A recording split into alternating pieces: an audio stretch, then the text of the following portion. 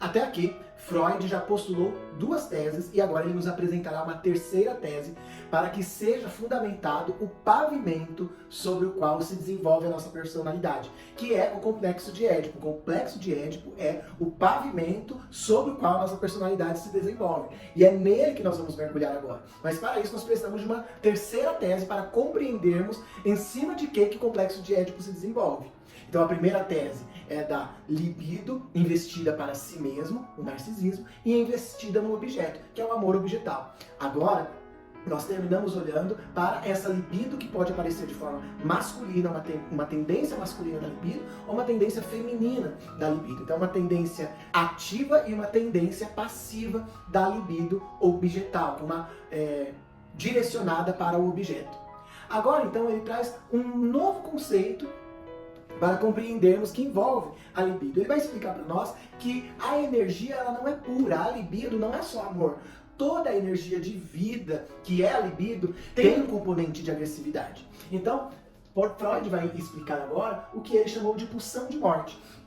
Então, no texto, além do princípio do prazer, é o momento em que Freud apresenta um novo conceito na sua obra, que ele havia pesquisado, olhado, mas nada parecido tinha surgido na sua obra até então. Que ele vai falar da pulsão de morte. Então, da mesma forma que existe uma energia que nos move, que é a pulsão de vida, que nos move, como explicamos até aqui, existe uma outra energia que é a pulsão de morte. E essas duas pulsões percorrem o psiquismo.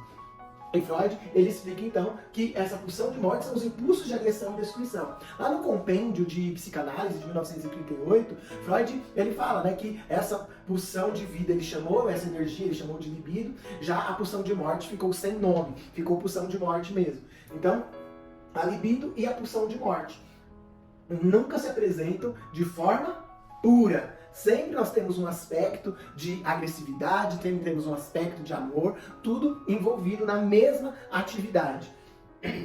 Feminilidade e masculinidade nunca é libido pura, então sempre tem um componente agressivo. E aí ele explica no texto que esse componente agressivo nós encontramos mais na masculinidade, mas a feminilidade também tem um componente agressivo, todavia a agressividade é voltada para dentro, é voltada mais para o próprio ego, para o próprio eu do indivíduo. Todo investimento libidinal traz consigo um componente, uma parcela de agressão. É isso que Freud explica. E aí, com essa explicação agora, que nós postulamos então as três teses, pulsão de vida, libido para si, para o outro, narcisismo, objetal. Agora a segunda tese, essa libido investida para o objeto, ela pode ser feminina, pode ser masculina, isso se aprofundando na bissexualidade humana. E agora Freud vai nos falar da libido não é pura, tem um componente agressivo, então não é só a pulsão de vida, não é só uma tendência para a vida, mas também tem uma tendência de regredir para a morte, de voltar para a destruição. A questão da pulsão de morte a gente poderia se aprofundar mais, mas não faremos aqui porque o texto corre. Ele fala aqui da pulsão de morte, se eu não me engano, 2 parágrafos, no máximo 3, e ele já corre para o que interessa. Então nós não vamos nos deter nesse assunto, mas é um assunto bastante pertinente para conversarmos. E aí ele entra, finalmente, no complexo de Édipo. Antes de olhar para isso, ele não se volta para a origem, né? Por que complexo de Édipo? Édipo é uma história que aparece, é um mito grego. Um mito grego bastante conhecido, e Freud sempre se voltou para a mitologia grega, era um homem muito culto, conhecia bastante de literatura, de cultura, sempre se voltava a essas coisas, né? O próprio conceito do narcisismo que falamos no início, esse nome vem de um mito, o mito do Narciso. E agora, o complexo de Édipo também se deve à história de Édipo, que é essa peça que Édipo Rei, que é um mito grego, que conta basicamente, resume bastante, a história de um homem que ele recebe uma profecia de um oráculo de que ele se apaixonaria pela mãe, se casaria com a mãe e mataria o próprio pai. E ele fica descrente disso e foge para que essa profecia não se cumpra. Anos se passam e ele se apaixona por uma mulher, mata um cara para ficar com ela, depois descobre que se tratava da sua mãe. Então ele realmente, para se casar com a mãe, matou o próprio pai. E aí no final ele fura os próprios olhos, se cega a fim de se punir por causa do incesto, né? Essa paixão incestuosa a que ele deu lugar, e agora houve uma tragédia grega mesmo. E a partir dessa história, Freud ele vai explicar algo que acontece, que faz parte da natureza humana, é próprio da natureza humana, essa história que nós vivemos com os nossos pais na infância. E aí ele explica, aqui no texto ele vai falar que ele vai explicar como o complexo de Édipo ocorre no menino, porque na menina acontece de uma forma um pouco diferente. Mas para se deter aqui, como se trata da análise da personalidade de um homem, ele se detém aqui na explicação do complexo de Édipo masculino. Mas o complexo de Édipo feminino acontece um pouco diferente a partir de uma outra lógica, que nós abriremos um parênteses e faremos um vídeo só para explicar o complexo de Édipo da menina. Um vídeo curto, mas aqui eu quero seguir na ordem aqui do texto, ok? Então vamos lá. No menino, como que acontece o complexo de Édipo? Ele vai falar a diferença, né? Que o complexo de Édipo do menino acaba por causa do medo da castração. Então o complexo de castração marca o fim do complexo de Édipo. E o fim aqui eu coloco entre aspas, num certo aspecto. Porque de maneira geral, o Édipo nunca é resolvido, nunca termina. A gente sempre vive aí lutando, trabalhando, elaborando o nosso complexo de Édipo. Na menina acontece o contrário. É o complexo de castração, a dor de ser castrada, que a leva ao complexo de Édipo. Enquanto no menino a castração coloca fim, na menina a castração é o início do complexo de Édipo. O que é esse complexo de Édipo? Vamos retomar aqui. O que está acontecendo? Vamos construir o terreno para que o complexo de Édipo aconteça. Qual que é o conflito pré-edípico? A criança, ela obtém prazer das 5 formas de lidar com a sua libido, e ela se satisfaz. Então a libido dela tem 5 caminhos: voltar-se para si, voltar para a mãe de forma ativa, voltar-se para a mãe de forma passiva, voltar-se para o pai de forma ativa, voltar-se para o pai de forma passiva. Então tem 5 caminhos e ele consegue extrair satisfação desses 5 diferentes caminhos da sua libido, e para ele é tudo bem. Só que ele vai amadurecendo, vai crescendo, e conforme ele cresce, se torna difícil para ele conciliar essa obtenção de prazer, porque uma necessariamente pede a eliminação da outra. Porque veja, voltar-se para dentro, ok. Passividade em relação à mãe, passividade em relação ao pai, mas também atividade, lembra do componente agressivo? Atividade com agressividade em relação ao pai, atividade com agressividade em relação à mãe. Essas coisas começam a ficar difíceis de se lidar, porque veja, ele tem um desejo de um dos caminhos aqui da libido é a atividade, a passividade e atividade ali para com a mãe. Ele recebe amor da mãe enquanto passivo. Como ativo, ele deseja viver essa história de amor com a mãe, amá-la, retribuí-la. Mas o que ele encontra no caminho como empecilho? O pai. O pai é o obstáculo para que ele esteja com a mãe. Então, é simples, se volta com agressividade para o pai. Destrói o pai, lembra da pulsão de morte? Destrói o pai e fica com a mãe só para si. Por isso, complexo de Édipo. Todavia, ele tem um componente de passividade para com o pai. O desejo de se submeter a esse pai, porque ele ama esse pai. Então, a passividade para com o pai não combina com a atividade para com o pai. Mas para que haja atividade para com a mãe, ele precisa de atividade para com o pai. Então a relação começa a ficar perturbada à medida que ele vai tendo a ideia da dimensão, vai adquirindo a dimensão dessa relação que é triangular. Até então estava tudo bem, segundo Freud, né? Até então estava tudo bem, ali recebe, dá para a mãe, recebe para o pai. De repente ele percebe que pai e mãe também se relacionam entre eles. Então começa, o pai vira impedimento, mas o pai também é meu objeto de amor. Então isso começa a criar um conflito que se dá início, então, ao complexo de Édipo. Que é o quê? O conflito que chamamos de complexo de Édipo é o quê? No caso do menino. O pai se torna um impedimento para a atividade em relação à mãe, porque é o pai que possui a mãe. Então, como eu disse, ele vou direcionar a minha agressividade ao pai para tirá-lo do caminho. Mas ele quer se submeter ao pai, porque também tem uma história de amor com o pai. Qual é o conflito? Não posso possuir a mãe e ao mesmo tempo permanecer passivo em relação ao pai. Mas eliminar o pai é incompatível com submeter-se a ele. O menino, ele não tem noção das diferenças sexuais, genitais entre os pais. E aí o que acontece? Ele entra na fase fálica. Lembra que eu falei por alto que existiam as fases de desenvolvimento da sexualidade? A fase oral, que é todo o contato dele com o mundo é pela boca. Ele mama, tem a chupeta, tem a mamadeira, tem o seio da mãe, tem o dedinho que vai à boca, tudo vai à boca. Depois nós temos a fase anal, ele encontra prazer em controlar os próprios esfíncteres. Então ele faz o cocôzinho, ele retém o cocôzinho. A região anal se torna uma região erógena também. Mas aí a gente chega no que Freud denomina como fase fálica. O que é essa fase fálica? O falo se torna o centro, se torna central. E a primeira fantasia que ele tem é que todos possuem pênis.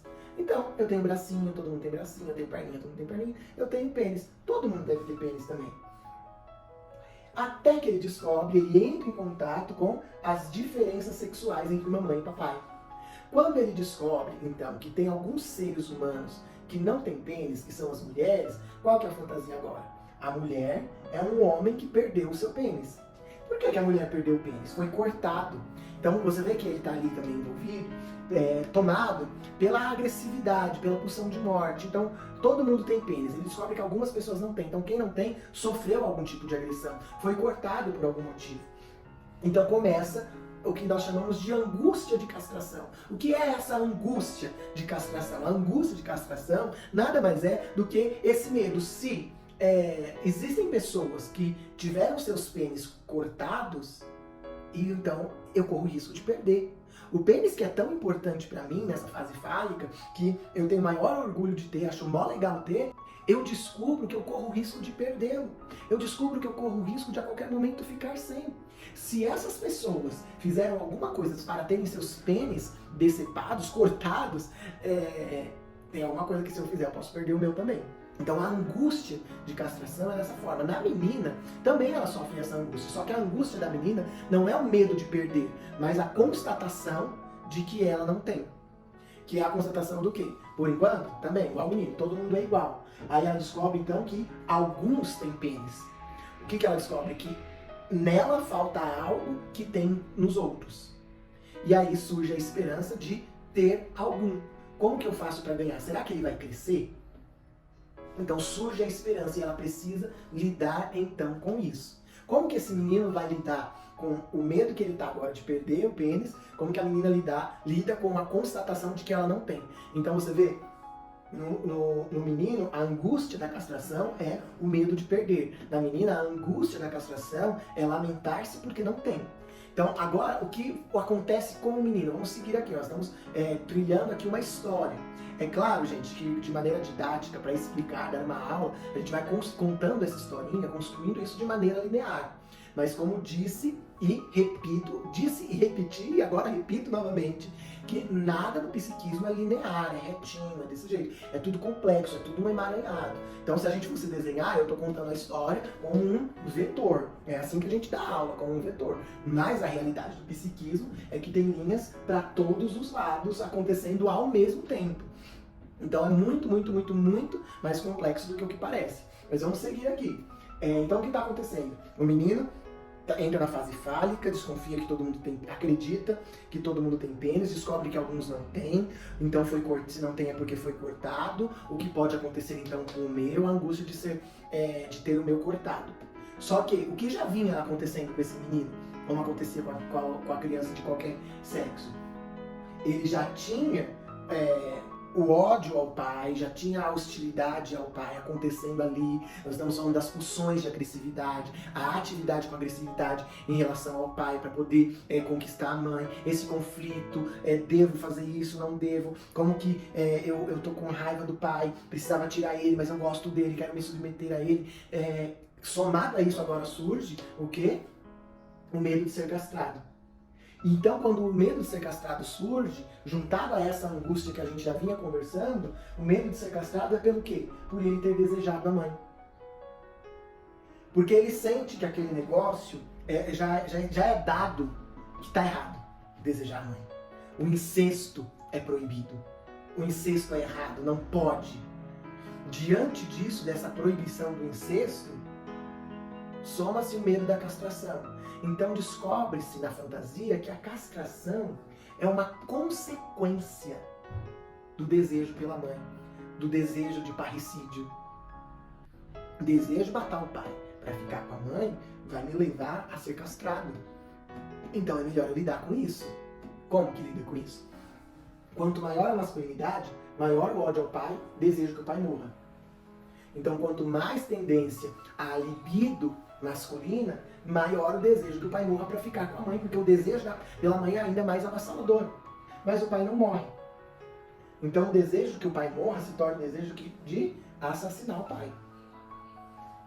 Então a atividade em relação à mãe vai perdendo a sua intensidade. Entenda que essas coisas acontecem, um vai e volta, aumenta de intensidade, diminui, acontece um ao lado do outro ao mesmo tempo, uma hora é uma fantasia que tá pegando mais, outra tá pegando menos, mas ao mesmo tempo uma se sobrepõe à outra, ok? É muito importante a gente ter essa noção de emaranhamento no psiquismo como as coisas ocorrem. Por isso que essa é a ideia que a gente tem quando a gente olha para o sujeito humano, a gente não pode perder isso de vista quando um paciente chega para o tratamento psicanalítico. E tem muitas teorias que simplificam. A mais B é igual a C. Dá para a gente fazer uma equação. A gente não pode agora chegar na psicanálise com a mesma ideia, de que A mais B é igual a C. Então, se não está dando C é porque está faltando B. É só colocar B que vai ficar A mais B igual a C. Se fosse assim, os tratamentos de saúde mental, de cura de traumas, de tratamento psiquiátrico seriam rápidos, seriam simples, a gente não teria que estudar tanto. O paciente chegou com esse problema, é só fazer isso e ele sai sem problema e está bem, estamos curando todo mundo. Mas não funciona assim. Não é só aumentar a dopamina que vai ficar tudo bem. Não é desse jeito. É uma série de composições. Somos complexos. Negar essa complexidade pode até trazer alívio momentâneo de dizer, não, agora dá certo. Mas vai frustrar ao longo do caminho. Porque esse vai e volta. É um emaranhado de coisas. Quando a gente acha que está desatando um nó, a gente descobre que tem um outro ainda mais profundo. Então, quando nós embarcamos em um tratamento psicanalítico, normalmente nós não sabemos onde vamos chegar. Nós estamos indo em busca de quê? Não sabemos o que aparecerá no meio do caminho. Porque se trata de algo complexo hoje, enquanto adulto, porque o desenvolvimento foi complexo, foi se entrelaçando uma série de acontecimentos. Aí agora você soma a isso tudo que está acontecendo na mente do indivíduo e toda essa coisa que está acontecendo com ele, as coisas que acontecem no ambiente. Os problemas, o dia que o pai chega nervoso e dá um gritão com a mãe, a criança que cresce já em um ambiente de negligência ou de violência, de muitos elementos estressores, o clima pesado na casa. Vamos pensar no melhor dos casos, a família estabilizada, a casa estabilizada, o casamento saudável, a relação com os filhos que é saudável também, que é equilibrada, e aí a gente pensa o que é uma relação saudável, enfim. Tudo ok, mas acontecem as coisas, ele tá no carro, o pai bate o carro, o pai fica desempregado, ele sofre bullying na escola, ele se depara com uma cena de sexo na televisão, ou presencia uma relação sexual entre os pais, uma briga muito grande acontece, ele sofre um acidente e quebra a perna, ele tá passando pela fantasia da castração e quebra um dedo, tá castrando, e aí então coisas vão acontecendo no dia a dia, na vida, no ambiente, que podem confirmar uma fantasia, podem deixar uma fantasia ainda mais terrível, tenebrosa, horrorosa. Enfim, nós estudamos tudo isso aqui sem considerar 1 milhão de coisas que podem estar acontecendo no ambiente dessa criança. Então, por isso, o desenvolvimento vai se dando num emaranhado de coisas muito complexas. Já é complexo se fosse só o mundo interno e um pai com uma mãe casados que se dão bem, tá tudo acontecendo na mais perfeita ordem. Mais de 10 casos, em quantos casos as coisas acontecem dessa forma? Não conheci nenhum ainda. Então veja, tudo se complica ainda mais. Mas pra gente ser didático e poder aprender como as coisas acontecem, a gente tem que pensar no desenvolvimento esperado, adequado, normal, acontece desse jeito. E é claro que depois a gente vem, com isso bem compreendido, a gente começa a colocar as hipóteses. E se aqui entrasse tal fator? A gente pode entender o que aconteceria. Mas a princípio, vamos aqui pensar em águas calmas. Lembra da aula de química do colégio que falava da CNTP? Condições normais de temperatura e pressão. É assim que a gente estuda uma teoria psicológica, uma teoria da personalidade a princípio. Na CNTP, em condições normais de temperatura e pressão, é assim que as coisas ocorrem, já são bem complicadas. Agora você imagina quando a temperatura se eleva, quando a pressão aumenta, o que pode acontecer. Ou quando a temperatura ainda é muito baixa, a pressão é frouxa, o que pode também acontecer. Mas vamos continuar aqui raciocinando em CNTP. Então agora a atividade pela mãe, ou seja, a libido que estava direcionada para a mãe, o desejo avassalador pela mãe, vai começar a diminuir em condições normais. Por 2 motivos esse desejo vai diminuir. Primeiro, porque existe a ameaça de castração. A ameaça de que se continuar querendo pegar a mãe pra você, vou cortar o seu pênis. Existe essa fantasia. Mas além da ameaça de castração, existe uma outra constatação. A mãe é castrada. Sendo a mãe castrada, ela perde o seu valor. ela não é tudo isso, lhe falta algo. É como se eu estivesse comprando um carro e um dia descobrisse que falta o freio de mão tá quebrado, que falta ali metade do volante, que tá sem um farol, que o porta-malas não fecha, falta algo.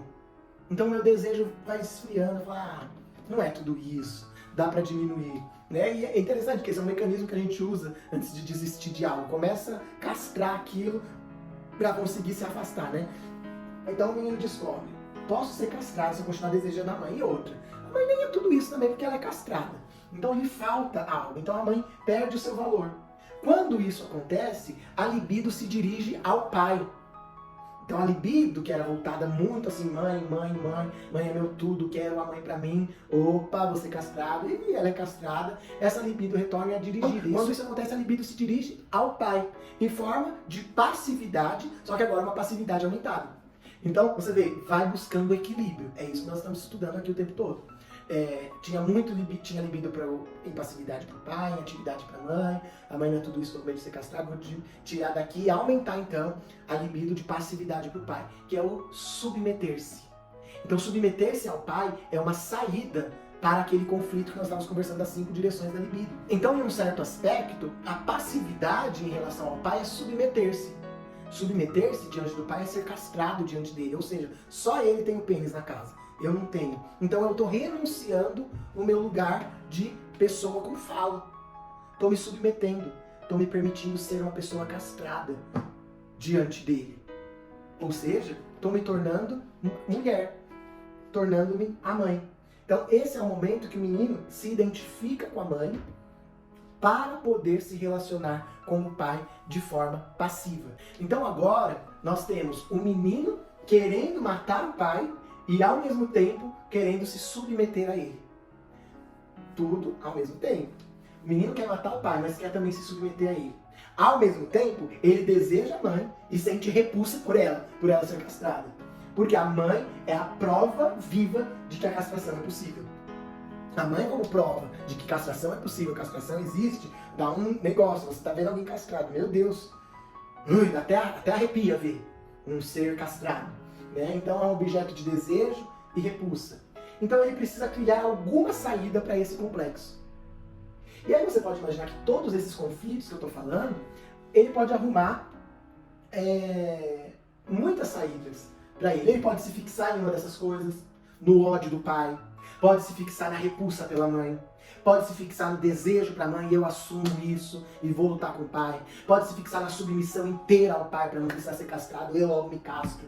Pode se fixar em muitas coisas. Mas aí Freud fala essa frase aqui que eu acho muito interessante. A resolução do complexo de Édipo é a tarefa mais difícil colocada a uma criança no seu desenvolvimento psíquico. Isso aqui está acontecendo, Freud, isso não é regra, mas Freud localiza isso por volta até os 6 anos de idade, essa resolução do complexo de Édipo. Então ali entre os 4 e 6 anos, a faixa dos 5, um pouco antes, um pouco depois, é a fase em que a criança está ali buscando lidar com isso e para resolver esse complexo de Édipo de alguma forma. Como que esse menino vai se sair disso? A angústia de castração faz com que a libido desvie-se da mãe para o pai. Qual que é o conflito? Matar o pai ou submeter-se ao pai? O outro conflito em relação à mãe. Desejo incestuoso pela mãe, ao mesmo tempo que tem um horror pela mãe. Qual que é a solução? Tem uma saída que resolve todos esses conflitos, que é a identificação com o pai. Eu acho isso aqui muito bonito. Identificar-se com o pai é uma forma de, por um lado, expressar o amor pelo pai e, por outro lado, elimina o pai ao mesmo tempo. Como que eu posso eliminar o pai e expressar meu amor por ele ao mesmo tempo? Pegando ele, colocando para dentro de mim, absorvendo ele a ponto de eu me transformar nele. Parte do meu eu se transforma nele através do mecanismo que a gente chama de identificação. Mais tarde eu vou explicar melhor ele. Mas o mecanismo de identificação, eu introjeto, coloco para dentro e assumo não mais como o outro, mas como parte de mim. Parte do seu ego se transforma no próprio pai. Uma vez que eu estou transformado no pai, eu me tornei o pai. Não, ele está de uma certa forma eliminado, sem eu matá-lo, e de outra forma, amado a ponto de ter sido introjetado. Isso aqui estabiliza, pacifica toda essa história conflituosa toda essa briga aqui. Ele se tornou pai. E normalmente ele se identifica como pai já idealizado. Quando ele cresce, o que é o pai idealizado? O pai que é todo poderoso, porque ele é o detentor do falo, ele conseguiu conquistar a mãe. É o pai muito bom, o pai onipotente, o pai onisciente, o pai bondoso, pai que sabe de tudo, que pode de tudo, que tem todas as respostas, que nunca erra, que nunca falha. Essa é uma idealização do pai, que é importante que aconteça. Quando ele crescer, o pai vai ser desmascarado, mas o ideal já terá sido incorporado ao eu. Então, independente da visão que ele passe a ter do pai ao longo da vida, e o normal, eu vou usar agora essa expressão, em CNTP, em condições normais de temperatura e pressão, esse pai vai ser desmascarado, desidealizado. Ele tem um componente de bondade, mas também não é tudo isso. Ele sabe de algumas coisas, mas também não é tudo isso. Ele pode algumas coisas, mas também não é do jeito que eu imaginava. Ele vai se decepcionando com esse pai, que ele colocou lá em cima, vai diminuindo. Só que agora já foi. Quando ele vai conseguir desmascarar esse pai, já foi o quê? Ele já absorveu esse pai para dentro dele. Qual pai que ele colocou para dentro dele? Esse pai idealizado. E esse pai idealizado é o que nós aprendemos a chamar de supereu ou superego. O superego é a parte do psiquismo humano a qual popularmente é chamado de consciência moral. A consciência moral, que popularmente chamamos, em psicanálise chamamos de superego. Por que superego? Porque nós temos o ego, que é o eu, o centro, e parte desse eu se transforma à semelhança do pai. Virou o superego. Então eu tenho o ego aqui, e parte desse ego se transformou no pai, e agora eu tenho um pai dentro de mim. Então a minha personalidade está composta pelo eu e por um supereu. O supereu ele tem um lado negativo e um lado positivo. Quais são eles? O lado negativo são as proibições, consciência moral, não pode, estar errado. Então, a partir dessa idade, a criança adquire um supereu mais robusto, não precisa de alguém falar para ela, tá errado para ela se sentir culpada. Ela mesma já tem o pai dentro dela, o superego, e isso vai nos acompanhar pro resto da vida, a consciência moral de não posso fazer isso, não devo, que é a proibição, que é a consciência moral. O superego, parte dele, uma das funções do superego é o se enxergar, olhar para si, que é a reflexão. Ele olha para o ego e o avalia. Então essa minha capacidade de olhar para mim mesmo, de fazer avaliações. Então uma das funções do superego é a autoobservação. Nessa autoobservação, o superego enxerga inclusive os desejos. Por isso muitas vezes eu me sinto culpado por coisas que nem fiz. Porque o superego está me punindo, me proibindo de fazer coisas que eu não fiz, mas que eu desejei. Não está na realidade externa, mas é uma realidade interna minha. E me gera culpa. O supereu me dando... O que é a culpa nesse sentido aqui que eu estou falando? É o supereu me dando bronca por algo que eu fiz. E que na verdade ele nem percebeu que eu não fiz aqui fora. Mas já de ter feito lá dentro, eu deixei ele bravo. Então esse é o lado negativo, proibir, dizer não. No lado negativo e positivo aqui, não é ruim ou bom. Lado negativo no sentido de não pode, e o lado positivo, você deve. Que é o quê? Os anseios do que se tornar. Então um superego muito extremo, que é aquele pai muito exigente, ele vai fazer exigências para mim mesmo, e eu tô falando aqui ele, não tá a terceira pessoa, mas é primeira, porque faz parte do meu eu. Eu me exijo coisas que não são nem possíveis. Eu exijo que eu me torne o melhor psicanalista do mundo. Que a minha aula seja a melhor e que ninguém saia de uma aula minha com dúvida. Isso é impossível, isso é inalcançável, mas o meu superego tá aqui me exigindo coisas, porque é um superego muito rígido. Aqui eu vou assistir o meu vídeo e eu me dou conta que em determinado momento eu troquei uma palavra. No lugar de falar complexo de Édipo, eu falei narcisismo. Então apago o vídeo, tiro o vídeo do YouTube, faço uma nota de esclarecimento, peço desculpas, falo não sirvo para dar aula, eu não sirvo para esse negócio de psicanálise, eu desisto de tudo, vou vender meus livros porque se for para fazer mal feito é melhor não fazer. Eu tô criando assim um caso extremo, pra você entender, um superego mega rígido. Que se ninguém me parar, eu vou me punir pro resto da vida, porque foi muito ruim o que eu fiz. Esse é um caso bem extremo, como se eu fosse feito só de superego. Entende? Agora, um superego que exige um pouco, o Freud vai falar nesse livro, que é importante ter um superego um pouco exigente, porque é ele que me leva a ser excelente numa aula, a não sair postando esse vídeo que eu tô gravando aqui, deixa eu passar por uma edição, fazer alguns cortes, melhorar aqui a iluminação, melhorar isso, por próximo vamos tirar isso aqui que não ficou legal nesse vídeo. Então um superego exigente, porém com noção do que é possível, da realidade. Então, o superego é o abrigo para a parcela de libido que era direcionada ao pai. Então, ela se abriga no próprio superego. Por toda a vida, o superego ele vai advertir, reprovar, reprimir e desviar a libido das metas. Ou seja, é graças ao superego que quando eu tenho libidinalmente, se eu não tivesse essa influência de todos aqueles conflitos que eu falei em relação aos pais, proibição, não pode, o pai atrapalha, mas eu amo o pai, então eu não posso fazer isso. Se não tivesse todo esse jogo, o desejo é livre. Desejou, faz, nada te impede. O curso do desejo é livre. Eu não poderia ser inserido na cultura, na civilização. Eu seria um selvagem. O selvagem, que eu digo, seria jogado ali no meio do mato, tá com fome, come, tá com vontade de fazer sexo, faça indiscriminadamente, independente de quem é a pessoa, não precisa não ser parente, não precisa ter a idade adequada, não precisa ter nada disso. Se é possível, faz, se é possível, faz, se é possível, faz. Alcance, busque, desejos liberados. O superego, ele pega, a meta é a mãe, mas a mãe não pode. Vamos desviar a meta? Então vamos direcionar para a mãe de outra forma, como sendo um bom filho, que dá presente, que já viu essa cena, né? Pega a flor no meio da calçada e leva pra mamãe, que dá um beijinho, que faz surpresa. E quando eu crescer, eu arrumo uma mulher que em várias características, que conscientemente às vezes, e às vezes muitas outras características, não é consciente, são semelhantes à minha mãe, porque assim eu satisfaço a minha meta libidinal. Era a mamãe, mas como o superego não deixa, ele desviou a libido para alguém parecido com a mamãe, com cabelos como o dela, com o jeito de falar como o dela, ou alguma outra característica. Então esse é um exemplo de uma ação do superego de desviar a libido para outra meta que o superego permite. Um superego que não exige muito da libido, também não obtém muito dela. Eu achei essa frase aqui fantástica, da página 63, e por isso eu a coloquei aqui. O ser humano que não espera muito de si, também não irá muito longe. E aí ele fala, um superego que demanda do eu o impossível, costuma criar alguns grandes homens. Muitos psicóticos e muitos neuróticos. Ou seja, ele está dizendo, um superego que exige demais, como aquele exemplo que eu dei, seja o melhor do mundo, cria grandes homens. Alguns loucos, mas outros que conseguem grandes feitos.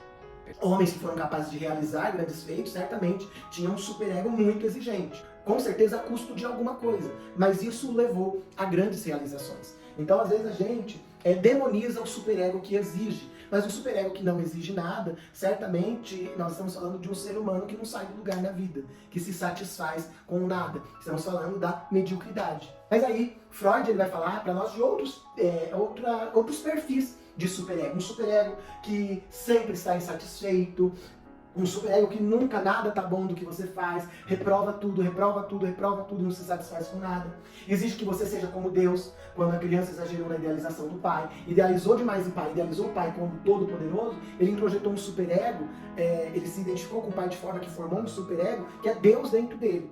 Imagine você ter um superego que é o próprio Deus, te exigindo com todo o poder dele de observação, com todo o poder dele de te castrar e acabar com a sua vida a qualquer momento, e com toda a exigência de perfeição dele, é uma vida bastante insuportável para essa pessoa. Nega a realidade para fazer o impossível.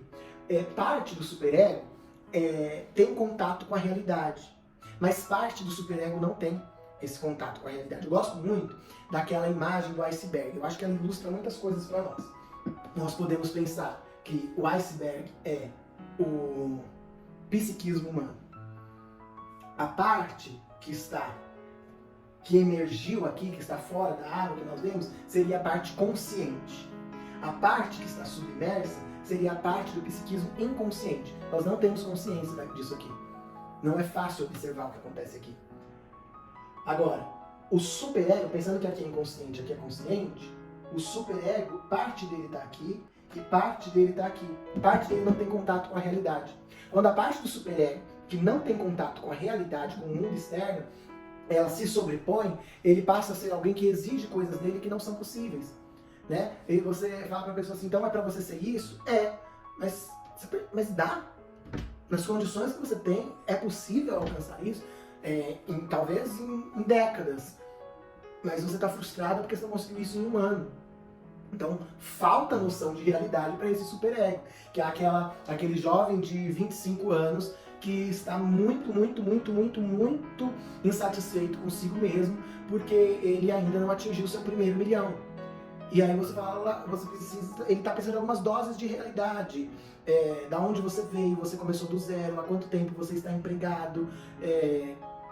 Dá para, na idade que você tem, com o tempo que você tem trabalhando, com os gastos e as necessidades que você precisa suprir, dava para ter juntado o primeiro milhão. Não era possível, mas tem muita gente que consegue. Mas, então, só falar para ele não é ainda suficiente, porque ainda é um superego muito exigente ali e com pouca noção de realidade. Mas que ele precisa ser colocado com os pés no chão. E, opa, isso que você está dizendo é possível? Você está frustrado com algo que não dá. Então você está trazendo esse superego para a realidade e permitindo que ele seja menos exigente consigo mesmo. Por outro lado, se não se desconectar da realidade, pode, se for capaz, realizar grandes feitos para a humanidade. Então, que é o que nós falamos. Se ele for muito exigente, mas não for desconectado com a realidade, isso pode levar essa pessoa a conquistar grandes coisas. Então, se ele tiver noção de realidade, mesmo com essa super exigência, ele pode conquistar o seu primeiro milhão. Talvez não com 25 anos de idade, mas ele pode conquistar isso se ele tiver um planejamento com os pés no chão. Lidar com a realidade é uma das grandes conquistas de alguém que passa por um processo de análise, psicoterapia psicanalítica, ter noções de realidade. Porque a verdade da nossa insatisfação, da insatisfação humana, é que nenhuma tendência libidinal da criança se satisfaz na realidade. Então veja, ele não pode matar o pai e possuir a mãe, ele não pode ser onipotente como Deus, então seus desejos infantis não podem ser realizados na realidade. Então a realização dos seus desejos nunca será como era na origem. E o inconsciente, ele não tem cronologia, ele não tem noção de tempo. O inconsciente, então, o que é infantil está presente durante toda a vida em muitas coisas intactas. Então, o desejo está lá. Então, essa sensação de insatisfação é própria da natureza humana e só deixará de existir se você se desumanizar. Então, a sensação de insatisfação está sempre presente. Em alguns mais reprimida, em outros mais exacerbada, mas está presente essa insatisfação. E é essa insatisfação que nos leva a buscar, a mudar, a crescer, a fazer transformações no mundo externo para possibilitar algumas conquistas que nos aproximem da realização de alguns dos nossos desejos. Os desejos precisam ser conciliados com a realidade. Quem não consegue fazer isso aqui, conciliar desejo com realidade, submete à loucura. Quem consegue parcialmente, sucumbe à neurose. Quem consegue totalmente é saudável. Ou seja, todos nós, para Freud, somos mais ou menos neuróticos. Porque ninguém consegue totalmente, né, conciliar todos os desejos com a realidade. A nossa noção de realidade ainda não é total, nunca é plena. Se for plena, a gente é totalmente saudável. Não existe isso. Se é totalmente afastado da realidade, é a psicose. É o louco. Né? O louco, o psicótico é este, que está muito distante da realidade em nome do desejo.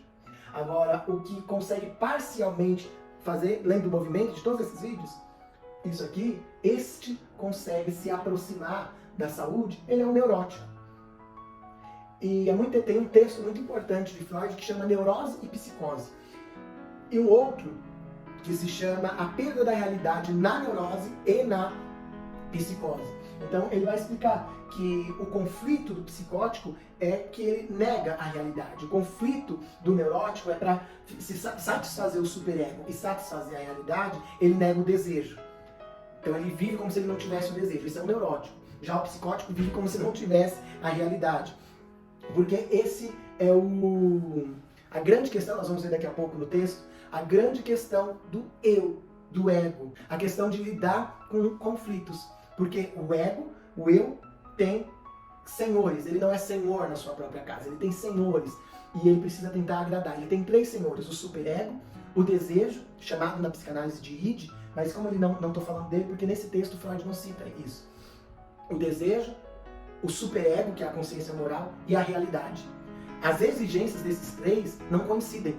Cada um está puxando o ego para uma direção. Então ele precisa lidar com isso de tal forma, é isso que nós vamos ver melhor no próximo vídeo, lançar mão de mecanismos para agradar aos 3 ao mesmo tempo. Pelo menos tapeando ali os 3. Mas ele se sente, bem naquela frase de descobrir um santo para cobrir o outro. ele se sente ali. O cobertor, às vezes, já ouviu essa expressão? Que o cobertor, às vezes, é muito curto. Você cobre a cabeça e descobre o pé. Você cobre o pé e descobre a cabeça. Então fica assim. O ego se sente assim. Quando ele se sente muito assim, é a ansiedade, a angústia, né? Então isso é próprio da natureza humana. Então cada eu é resultado dos conflitos. Pausa aqui. Cada eu. Estamos falando de singularidade. Estamos falando de personalidades únicas. Qual a personalidade do fulano é A, B ou C? A personalidade do João é João. A personalidade do Bruno, vamos dar um nome pra ela? Bruno, não tem outro. Não tem outro que vai lidar com esses conflitos da mesma forma. Cada eu é resultado dos conflitos entre as diferentes correntes da libido. Lembra as 5 correntes da libido? Voltada para si mesmo, narcisismo, voltada para o objeto, para a mãe com passividade, voltada para o pai com passividade, para a mãe com atividade, para o pai com atividade, lembrando que atividade com componente agressivo, e que a forma da proporção de libido que se divide entre os 5 resulta num tipo de personalidade. Mas não é só isso que define, o outro eixo que define a personalidade. A libido equilibrada com as exigências do supereu. Como se equilibra exigências do superego e o desejo. E os fatos do mundo externo. Então, como esse ego lida com correntes libidinais, o desejo em relação ao superego, o desejo em relação à realidade, o superego em relação à realidade, e ele está ali cobrindo os 3 santos. Então, essa de tentar agradar os 3 santos que o ego tem, dá essa equilibração, essa dinâmica única em cada indivíduo. O equilíbrio depende, então, do quê? Extensão de masculinidade e feminilidade, que é algo inato, já nasce, e as impressões que recebeu da infância. Então, parte disso aqui vai ser definido pelas tendências inatas. Já nasceu com mais masculinidade ou já nasceu com mais feminilidade? E as impressões que recebeu da infância. Essa relação triangular, a relação edípica, pai e mãe, como que ele lidou com esses conflitos dos 5 direcionamentos da libido. Isso já por si já vai definir muita coisa dessa personalidade que, ao longo de toda a vida, não podemos desconsiderar isso, e os outros autores pós-freudianos vão nos ajudar muito a compreender isso, que a personalidade está em desenvolvimento. Então, existem reedições. Freud, ele se focou muito na repetição. Tal qual foi com o pai e com a mãe, será com todas as outras relações. Isso é verdade, e não é negado pelos outros autores. Mas os autores ampliam isso, nos levando a pensar que em relações que impactam muito, o indivíduo pode, a depender da qualidade dessa relação, ele pode fazer mudanças significativas no seu jeito. Não está definido. Então a sua personalidade tende à mudança. Todavia a personalidade, eu gosto sempre de explico muito isso para os meus pacientes. Pensa na sua estrutura psíquica como uma casa. Tem coisa que é janela, tem coisa que é porta, tem coisa que é parede, mas tem coisa que é coluna da casa. Você vai reformar uma casa, trocar a janela é mais fácil do que trocar uma parede de lugar. Mas trocar janela, porta e parede de lugar é mais possível do que trocar uma coluna. Tem coluna que não pode mexer. Se você quiser muito, você mexe, mas vai dar muito trabalho para trocar uma coluna de lugar ou fazer alguma mudança nela. Então, tem coisas na personalidade que são estruturais. Aquilo que é inato é aquela coluna que não mexe. Aquilo que foi aprendido na infância é a coluna, que vai dar muito trabalho para mexer. Aquele indivíduo assim que com anos de análise vai andar uns 3,5 mm. Percebe? Existe um monte de outra coisa que a gente adapta. Mas a estrutura da personalidade é algo mais difícil de ser mexido, mas não é impossível. Caráter do eu, lembrando que a palavra caráter é o mesmo que personalidade. É o resultado dessa tentativa de equilíbrio que eu estou falando entre correntes da libido, realidade, superego. E aqui eu termino esse vídeo com essa frase de Freud que vai basear a nossa conversa no próximo vídeo. A tarefa que é atribuída ao eu de unificar as exigências de sua libido com as imposições do seu supereu e as condições do mundo externo não é uma tarefa fácil, conforme havíamos dito, pois todas as exigências instintivas precisam ser encaminhadas de alguma forma. O supereu insiste nas suas demandas e não é possível se desviar da adaptação à realidade. O supereu insiste, a libido quer pular para fora e a realidade se impõe e não muda. O que o eu vai fazer com isso? É o que nós vamos conversar no próximo vídeo.